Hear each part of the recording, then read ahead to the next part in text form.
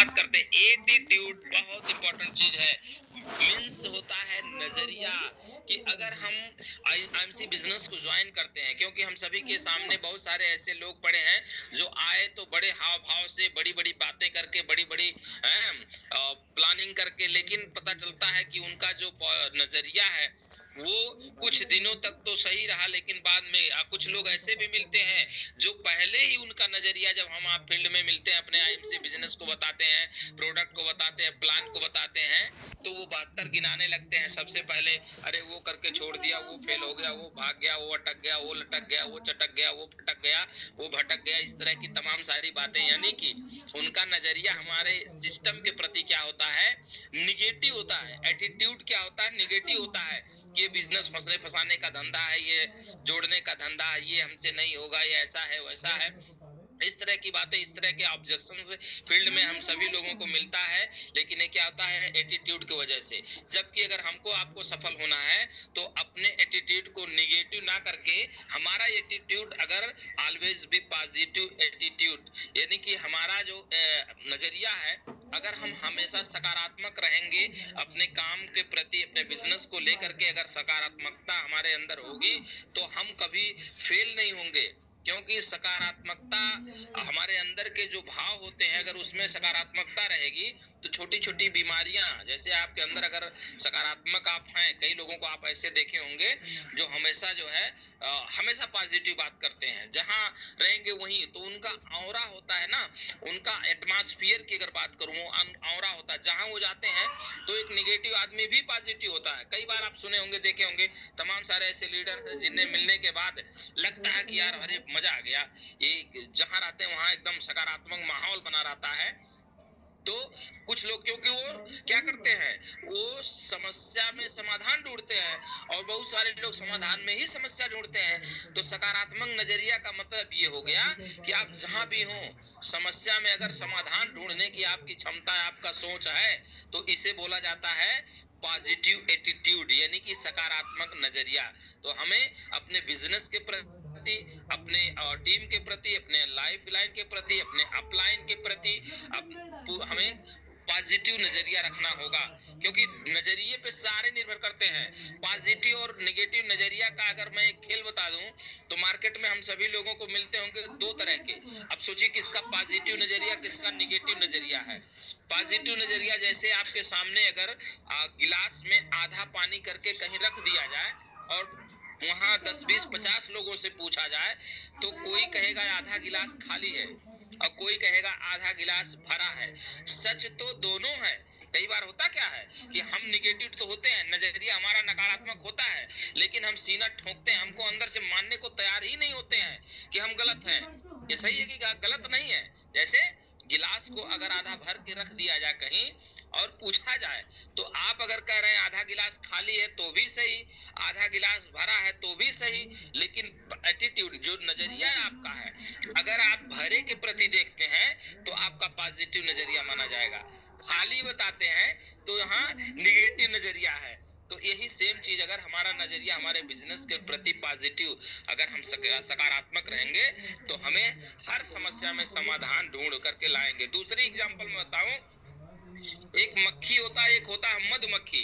हम मार्केट में कहीं भी जाते हैं, इस तरह के दो तरह के लोग मिलते हैं। अगर आपको मक्खी मिले, अब पहचान कैसे करेंगे, मक्खी की पहचान क्या होती है, वो आपके शरीर में, आप पूरे दिन कहीं भी आपके शरीर में दौड़ा करेगी, लेकिन कहीं अगर थोड़ा सा फुंसी हुआ है, कहीं थोड़ी सी पस निकल रही है, तो वहीं जाकर के पूरे शरीर में बैठ जाएगी। शेष आप इत्र छिड़के रही है, उससे कोई लेना देना नहीं है। हाँ, सुगंध से उसको कोई लेना देना नहीं है, खुशबू से कोई लेना देना नहीं है। वो बदबू वाले जगह को चुन करके जाके बैठ जाएगी, चाहे आपके पैर के तलवे के नीचे ही क्यों ना हो। उसी का वो है निगेटिव नजरिया, नकारात्मक एटीट्यूड की बात करता हूँ, वो होती है मक्खी। ऐसे मार्केट में भी आपको नकारात्मक नजरिया के लोग जो मिलते हैं वो मक्खी होते हैं। आप कितना भी बेहतर बात, उनको सफल लोग नहीं दिखेंगे, उनको नहीं दिखेंगे ओपी मौर्य, उनको नहीं दिखेंगे राघवेंद्र सर, उनको नहीं दिखेंगे और सारे लीडर्स। उनको पूरे सिस्टम में आप अपनी बात करेंगे, एक भी सफल आदमी को नहीं बताएंगे, लेकिन 10 विफल आदमी को गिन के आपके सामने रख देंगे कि ये फेल, ये फेल, ये समस्या, वो समस्या, ये परेशानी, ये इस तरह की। यानी कि उनका नजरिया क्या होता है, निगेटिव। वो मक्खी होते हैं। जब भी इस तरह के लोग आपको मिले कहीं और आप वो दस्ट समस्या समस्या समस्या ही गिनाना शुरू कर दें, तो आप अपने दिमाग में रखिए कि ये नेगेटिव व्यक्ति है, ये नकारात्मक नजरिए का व्यक्ति है, यानी कि ये मक्खी है, अपने अंदर समझिए मक्खी है। दूसरा होता है मधुमक्खी, यानी कि पॉजिटिव एटीट्यूड वाला एक मधुमक्खी होता है।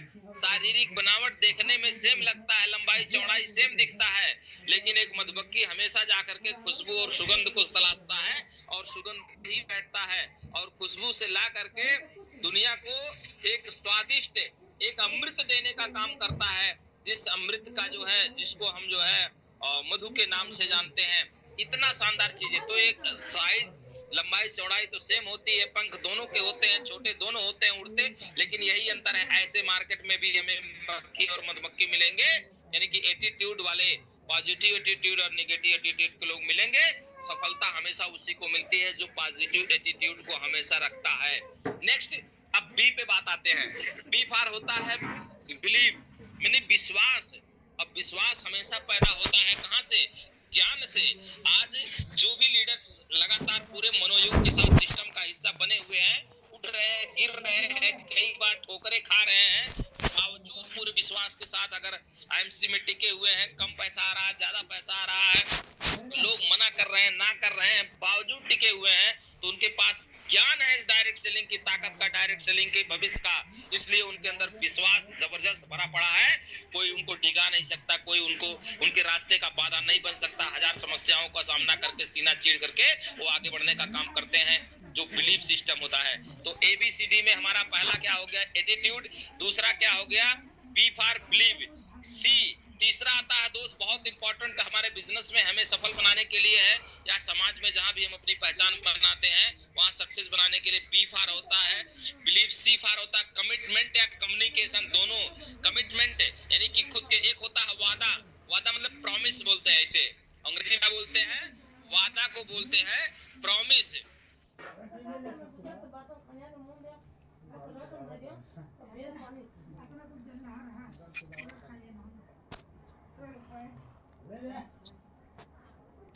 वादा को हम क्या बोलते हैं, प्रॉमिस। प्रॉमिस यानी कि आप गाना भी सुनेंगे, वादे तो टूट जाते हैं, वादा एक सब टूट जाता है, लेकिन जो कमिटमेंट होता है, पक्का वादा होता है, वो टूटता नहीं है। तो वादा एक कमिटमेंट जिससे खुद के प्रति होता है। अगर हम कमिटमेंट करते हैं, प्रतिबद्धता हमारे अंदर होती है, तो वो हमें सक्सेस तक ले जाती है। यानी कि सी फॉर कमिटमेंट और दूसरा सी फॉर कम्युनिकेशन बहुत इंपॉर्टेंट रोल प्ले करता है दोस्त हमारे बिजनेस में। क्यों? क्योंकि हमारा जो बिजनेस है ये संगठन बनाने का बिजनेस है, समूह बनाने का बिजनेस है, टीम बनाने का बिजनेस है। और जब हमारे साथ संगठन जब तक नहीं बड़ा होगा, जब तक नहीं खड़ा होगा, तब तक जीत हमारी निश्चित नहीं होनी है। तो संगठन को बड़ा करना, संगठन को खड़ा करना है, तब जाकर के जीत होगा। और संगठन बड़ा और खड़ा तब होगा जब हमारा जो है कम्युनिकेशन बेहतर होगा। कम्युनिकेशन मतलब हमारा संबंध बेहतर होगा हमारे अपलाइन के प्रति, हमारे लाइफ लाइन के प्रति, हमारे टीम के प्रति। अगर हमारा कम्युनिकेशन, बातचीत, मिलना जुलना, एक बेहतर रिलेशनशिप का ये रिश्ता, यानी कि अगर हमारा कम्युनिकेशन बेहतर है, विचारधारा का आदान प्रदान है, अगर मेल जोल है, तो हम, हमारी टीम हमारे साथ टिक पाएगी, तब जाकर के हम काम कर पाएंगे, तब जाकर के हम सफल हो पाएंगे। अगर हमारा कम्युनिकेशन ठीक नहीं है, हमारे टीम के प्रति, हमारे अपलाइन लाइफ लाइन में तालमेल नहीं बेहतर है, तब भी हमारा बिजनेस बहुत बड़ा होने वाला नहीं है। क्योंकि दोस्त अगर हमारे परिवार में तालमेल नहीं है तो परिवार की ऐसी तैसी हो जाती है। ये तो बहुत बड़ा संगठन है, अलग अलग जाति धर्म, ऊंच नीच, अमीर गरीब, अलग अलग प्रोफेशन के लोग, अलग अलग पर्सनालिटी के लोग, अलग अलग बुद्धि विचार के लोग, अलग अलग भावनाओं के लोग हमारे साथ होते हैं, अलग अलग रहन सहन के लोग हमारे साथ होते हैं। अगर हमारा कम्युनिकेशन बेहतर नहीं रहा तो परिवार चलाना मुश्किल हो जाता है, संगठन चलाना तो बहुत दूर की बात होती है। तो हमेशा हमारे संगठन को मजबूत करने के लिए, हमें अपने सक्सेस के लिए, अपने लोगों को सफल बनाने के लिए हमारा कम्युनिकेशन जो होगा वो बेहतर होना चाहिए। तो हमारा कम्युनिकेशन जब तक बेहतर नहीं होगा तब तक हम बहुत बेहतर कर नहीं पाएंगे। तो सी फॉर होता है कम्युनिकेशन, माने A for attitude, B for belief, C for commitment और कम्युनिकेशन, यानी कि प्रतिबद्धता हमारी होती है और हमारा एक दूसरे से बेहतर संबंध होता है। अब डी की बात मैं करूं, डी फॉर डेडिकेशन। डेडिकेशन यानी कि दोस्त अगर हम बात करें, डेडिकेशन का मतलब होता है समर्पण। मैं बार बार कहता हूँ, हर बार कहता हूँ, लगातार कहता हूँ इस बात को। आज हम में से जो भाई जितने स्तर के सफल हैं, कोई अगर सीपी है, कोई कोहिनूर है, कोई चेयरमैन है, कोई डायमंड है, कोई रूबी है, कोई सिल्वर है, कोई गोल्ड है, एनीवे किसी भी लेवल पे कोई भी है, जो जिस स्तर से जिनकी सफलता है, वो बात आती है डेडिकेशन की। सारा गेम किसका है? डेडिकेशन, जिसे हम बोलते हैं समर्पण। कई बार आप सोच के देखिए, हमारे बीच में बहुत सारे भाई ऐसे हैं, मैक्सिमम हम कृषि प्रधान देश के रहने वाले, हमारे घर परिवार में लोग खेती किसानी करने वाले लोग। आप सोच के देखिए, गेहूं काटने का समय आया है, कंबाइन के पीछे पूरे दिन पानी भी नहीं मिलेगा तो खेत में लगे होंगे, जब तक कटा पिटा के घर नहीं ले आते हैं तब तक उनको भूख प्यास नहीं लगती है। ये क्या है? डेडिकेशन है, समर्पण है। हम किसान भाइयों से बेहतर कोई नहीं जान सकता है समर्पण को। एक किसान खेती के समय में प्याज और रोटी खेत में खाएगा, लेकिन वो काम को पूरा करके समर्पण के साथ तब आता है। आप सोच सकते हैं, ये समर्पण किसान। दूसरा एग्जांपल हम ले सकते हैं, एक स्टूडेंट जो आईएएस पीसीएस की तैयारी करता है, जो बड़े लक्ष्य को लेकर के काम करता है। सोच के देखिए, संसार में उसको आगे पीछे कुछ दिखाई नहीं देता है, उसका जो समर्पण होता है, यानी कि एक स्टूडेंट जो समर्पण अपनी पढ़ाई में देता है, एक किसान जो समर्पण अपने खेत में देता है, एक दुकानदार जो समर्पण अपनी दुकान पे देता है, सुबह हो शाम हो, धूप हो गर्मी हो बरसात हो मौसम भी हो, वो पूरे समर्पण के साथ है।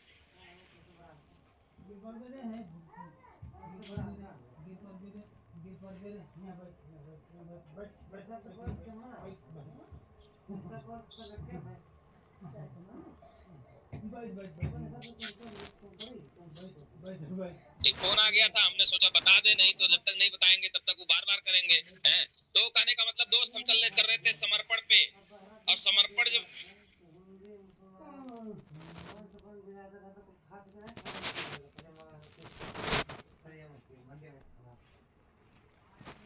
जो बेटा तो जोड़े का है ना पे जोड़ के फिर हट गए। कहाँ चालू है? अभी चालू है। तो बात कर रहे थे दोस्त समर्पण का। जब तक हमारा समर्पण बेहतर नहीं होगा, एक किसान जिस तरह समर्पण अपने खेत में देता है, एक स्टूडेंट अपने, कहीं आपका बच्चा अगर कोटा में होता, तैयारी करता होगा कहीं इलाहाबाद में, आप सोच के देख लीजिए, और वो पूरा सन्यासी हो जाते हैं शिक्षा को लेकर के, अपने एजुकेशन को, अपने लक्ष्य को लेकर के। तो समर्पण बहुत जरूरी है। एक दुकानदार की मैं बात करूं, हम लोग इतने बड़े बिजनेस का हिस्सा है, शायद इस बात का हमें अंदाजा नहीं है। जो व्यक्ति 5,000 की पान की टंकी खोल के बैठा होगा ना, कहीं सुरती काट बेच रहा होगा, या छोटा सा छोटा आप दुकानदार देख लीजिए, व्यवसाय देख लीजिए, वो जो समर्पण अपने दुकान पे देता है, वो धूप हो गर्मी हो बरसात हो लगन हो बारिश हो, जो भी मौसम हो, साल के 12 महीना वो हर हाल में, हर हाल में जाता है। कोई विशेष कैजुअलिटी नहीं पड़ती है, तब तक वो जाता है, झाड़ू लगाता है, अगरबत्ती लगाता है अपने सिस्टम के हिसाब से, और बैठता है पूरे समर्पण के साथ।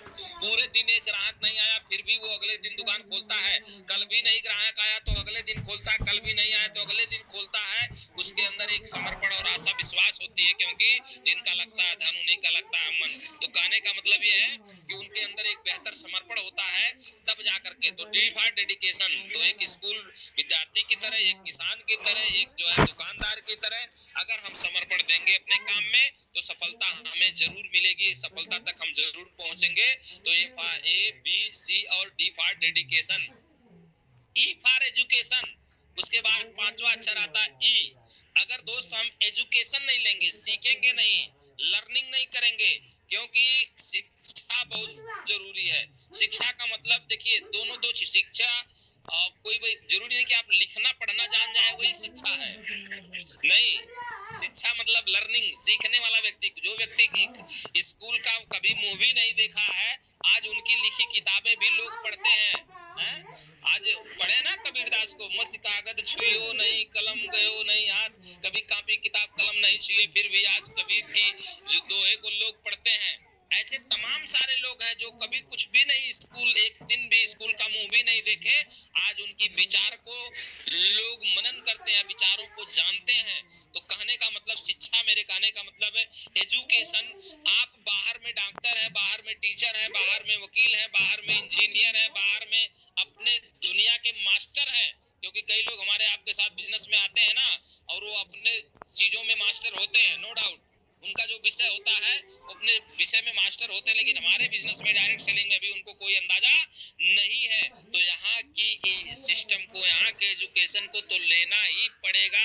वो अपने दुनिया में मास्टरी हासिल करते रहे, जब तक वो डायरेक्ट सेलिंग का एजुकेशन नहीं लेते हैं, जब तक वो यहाँ की चीजों को नहीं सीखते हैं कि कैसे हम टीम को, कैसे कम्युनिकेशन को मेंटेन करें, कैसे हम अपने अपलाइन को, कैसे समूह को, संगठन को बचाए रखें, कैसे हम लोगों को जो है ऑब्जेक्शन के हैंडलिंग करें, ये सारी चीजें जो हमारे विषय की चीजें होती है, यानी कि डायरेक्ट सेलिंग में सफल होने के जो विषय होते हैं, उन चीजों को जब तक नहीं सीखेंगे, जब तक उसका एजुकेशन नहीं लेंगे, तब तक सफलता हासिल नहीं होगी।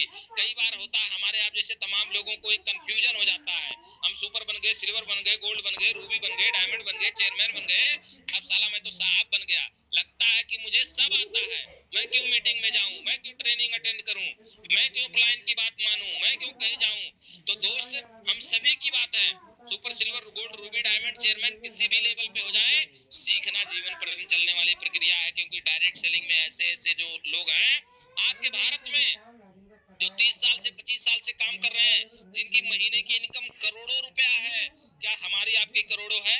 तो फिर क्यों नहीं सीखना पड़ेगा भैया? हम 10, 20, 25, 50 हजार में उलझे हुए हैं और हम सोचते हैं हमको सीखना ना पड़े, हम सक्सेस हो जाएं। आज ऐसे लोग हैं जो महीने के करोड़ों रुपया डायरेक्ट सेलिंग से कमा रहे हैं, भारत के ही नहीं अपितु दुनिया के तमाम देशों में उनकी टीमें काम कर रहे हैं, फिर भी आज वो अपने ऊपर खर्च करते हैं सीखने के लिए। तो हमें भी सीखने की जरूरत है दोस्त। कई बार हम लोग सौभाग्यशाली हैं, तमाम सारे ऐसे सफल लीडर, सोच के देखिए आपके गांव में अगर कोई 25-50 हजार, लाख, 2 लाख कमा रहा होगा, तो हमारे आपको सामने खड़ा नहीं होने देगा, हमको, आपको वो मौका ही नहीं देगा। और हमारे यहाँ करोड़पति लीडर जो होते हैं वो आपको, हमको अपने साथ रखते हैं, सिखाते हैं, पढ़ाते हैं। तो ये हम परम सौभाग्यशाली हैं, एक लखपति करोड़पति व्यक्ति हमारे लीडर के रूप में, अपलाइन के रूप में आकर के हमें हाथ पकड़ के चलाने का काम करता है, सिखाने का काम करता है, बताने का काम करता है। तो दोस्तों, सीखना बहुत महत्वपूर्ण, एजुकेशन लेना। तो हमें ABCD तो जरूर जानना होगा। फिर से A फॉर एटीट्यूड, हमारा नजरिया सही रखना होगा, सकारात्मक रखना। B फॉर बिलीफ, हमें खुद पे विश्वास, खुदा पे और अपनी कामयाबी पे विश्वास करना होगा। किसी ने कहा है कि खुद पे, खुदा पे और अपनी कामयाबी पे अगर किसी को शक हो गया तो दुनिया में कभी सफल हो नहीं सकता। तो यानी कि हमें विश्वास रखना, B for believe, C for commitment और कम्युनिकेशन दोनों हमारा बेहतर रखना होगा, D फॉर डेडिकेशन और E फॉर एजुकेशन हमारा बेहतर होगा, तो सफलता हमारे कदमों में होगी। इन सब के बीच निरंतरता, कंसिस्टेंसी होनी ही चाहिए, क्योंकि एक दिन में कामयाबी नहीं मिलती है, लेकिन लगातार लगन से लगे रहने वाले लोग, व्यक्ति को कामयाबी जरूर मिलती है। तो पार हुआ वो रहा जो सफर में, पार हुआ वो रहा जो सफर में, जो रुक गया फंस गया वो भंवर में। तमाम सारे लोग बिजनेस शुरू किए 2 महीने, 4 महीने, 6 महीने में रुक गए, आज वो कहीं के नहीं है। लेकिन तू ना चलेगा, चल देंगी ये राहें, मंजिल को तरसेंगी तेरी निगाहें। इसलिए चलना होगा दोस्त, चलना होगा। Thank you, good MC, love you all, आप सभी को। तो ओवर टू होस्ट हमारे राहुल सर।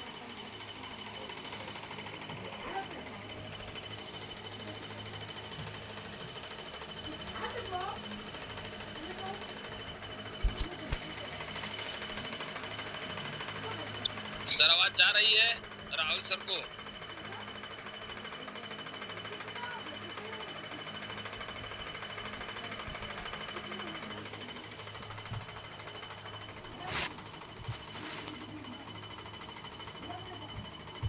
हमारे होस्ट राहुल सर हैं सर। विदिन कुछ मिनट और बचे हैं, हमने सोचा कि चलिए। बहुत बहुत धन्यवाद सर, आपने बहुत ही अच्छे तरीके से डायरेक्ट सेलिंग के बारे में बताया और क्या है बिजनेस, कैसे क्या क्या हमको लेनी चाहिए, ABCD का मतलब आपने सिखाया, तो इसके लिए सर बहुत बहुत धन्यवाद। और निश्चित ही बहुत सारे लीडरों को समझ में आया होगा, तो हम चाहेंगे एक बार सर के लिए जोरदार ताली होनी चाहिए। और दिल से धन्यवाद, शुक्रिया अदा करते हैं सर, जो आपने यहाँ करके डायरेक्ट सेलिंग के बारे में बहुत ही विधिवत जानकारी दिया आपने। निश्चित ही बहुत सारे लोगों के अंदर एक अलग जुनून, एक अलग एनर्जी, एक अलग कुछ भी आया होगा, लेकिन बहुत ही संतोषजनक रहा सर आज का सेशन, और मुझे लगता है कि ऐसे ही सेशन की ज़रूरत है लोगों की। और आप सभी को बताते हुए बड़ी खुशी हो रही है दोस्तों कि कल एक और शानदार लीडर ला रहे हैं। लेकिन दोस्तों मज़ा वही को मिलेगा जैसे हमको मज़ा आया, जैसे आप लोगों को मज़ा आया, जिसको बहुत सारे लीडरों को समझ में आ रहा है, ऐसे सबको समझ में आएगा। लेकिन दोस्तों मज़ा वही पाएगा इस बिज़नेस के अंदर, इस ज़ूम सेशन के अंदर, जिसकी जितना हिस्सेदारी उसकी उतनी भागीदारी, जिसके जितने लोग रहेंगे उतने ज़्यादा वो सीखेंगे, उनके लोग उतना सीखेंगे, और वही आने वाले टाइम का बहुत ही मज़ा पाएँगे। अब मैं एक चीज़ बताना चाहूँगा दोस्तों, कल एक बहुत ही शानदार लीडर लाने वाले हैं। एक ऐसे लीडर लाने वाले हैं सर, मैं नाम नहीं लूँगा, मैं कल उनको कल आपको 12 बजे के बाद में प्रेयर पड़ जाएगा, लेकिन यकीन मानिए कल उनका मीटिंग सुनने के बाद आपको मन नीचे से लेके ऊपर तक झकझोर देगा। एक ऐसे खतरनाक लीडर, एक ऐसे जोशीले लीडर, एक ऐसे एनर्जेटिक लीडर जो पूरे पूर्वांचल में तहलका मचा के रखे हैं। पूरे पूर्वांचल में जोश के नाम से वो जाने जाते हैं, एक ऐसे लीडर को ला रहे हैं कल। और यकीन मानिए जिस भी लीडर की इसमें टीम आ गई, जिन भी लीडर की टीम आ गई, उनको पूरा आग बन जाएँगे, पूरी अंदर से लेकर के बाहर तक आपको झकझोर देंगे। एक ऐसे लीडर को हम कल लेके आ रहे हैं 8:30 बजे। आपको सुनने के बाद लगेगा वाक़ई में यार, कोई वाक़ई में आईएमसी क्या है, वाक़ई में एनर्जी क्या होता है, ये आप जान पाएँगे उनसे सुनने के बाद में, वो एनर्जी, वो फीलिंग के बाद। तो दोस्तों मैं आप सभी को यकीन भी फिर से करूँगा कि कल आप ज़्यादा से ज़्यादा लोगों को इन्वॉल्व करें, क्योंकि कल पूरे पूर्वांचल पूर्वांचल, मैं बात कर रहा हूँ पूरा पूर्वांचल की एक शानदार, ज़बरदस्त, एक ऐतिहासिक लीडर, एक जोशीले लीडर को लेकर के आ रहा है। बहुत सारे लीडर लोग समझ गए होंगे, लेकिन मैं नाम नहीं लूँगा। कल प्लेयर के साथ आपको भेजने वाला हूँ, और यकीन मानिए कि उनको सुनने के बाद आपको तन, मन, धन सब कुछ झकझोर देंगे। वो एक ऐसे लीडर है, एक ऐसे पर्सनैलिटी है जो ऑलरेडी एक बहुत अच्छे लेवल को मेंटेन करते हैं, बहुत अच्छे सब कुछ मेंटेन करते हैं। तो कल उनको बुलाते हैं। उससे पहले मुझे आज बहुत सारे लोगों को समझ में आया होगा, तो मैं थोड़ा-सा फीडबैक लेता हूँ कि क्या कैसा लगा आज का ज़ूम सेशन? क्या आपने आज एक नया पॉइंट सीखा? तो मैं जानूँगा। सबसे पहले हमारे बीच में जो लगातार हमारे एक लीडर जुड़ते हैं, मिस्टर इंद्रेश मिश्रा सर। हम चाहेंगे आपसे जानेंगे सर कैसा रहा आज में, आपने क्या एक ऐसा पॉइंट आपको अच्छा लगा सर? इंद्रेश मिश्रा सर।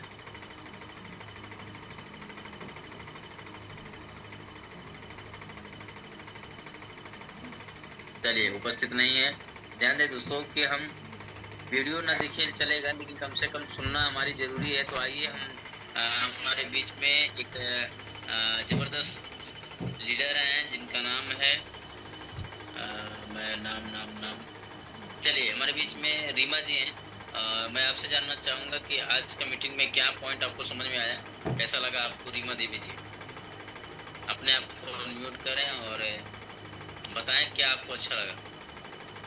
क्या आज आप सीखे?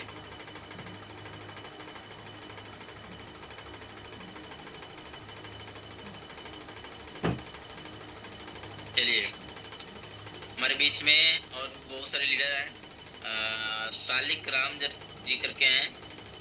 सालिक राम जी अनम्यूट करें सर अपने आप को। चलिए वीडियो बंद है तो good MC sir, good MC. क्या आज आपने सीखा सर? हम चाहेंगे एक पॉइंट आप जरूर शेयर करें।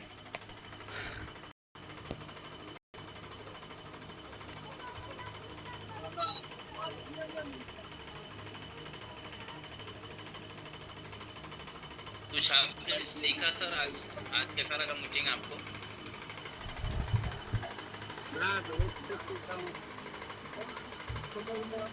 क्या आपको अच्छा लगा सर? मैं चाहूंगा एक बार सर जरूर शेयर करें आप। क्या ही लगा?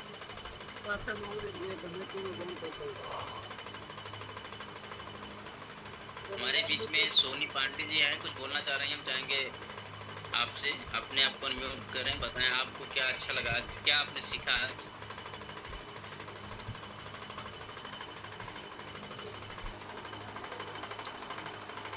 Yes sir, good MC.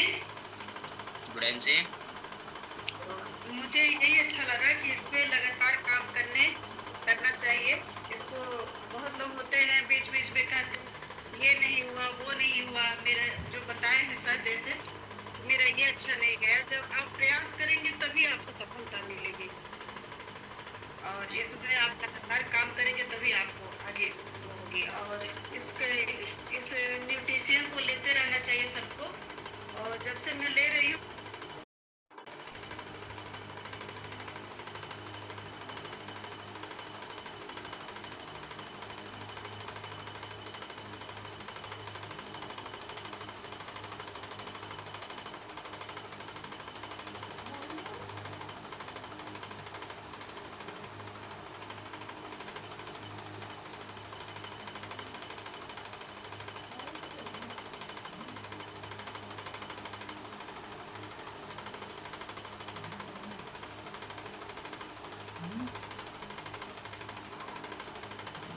खाओ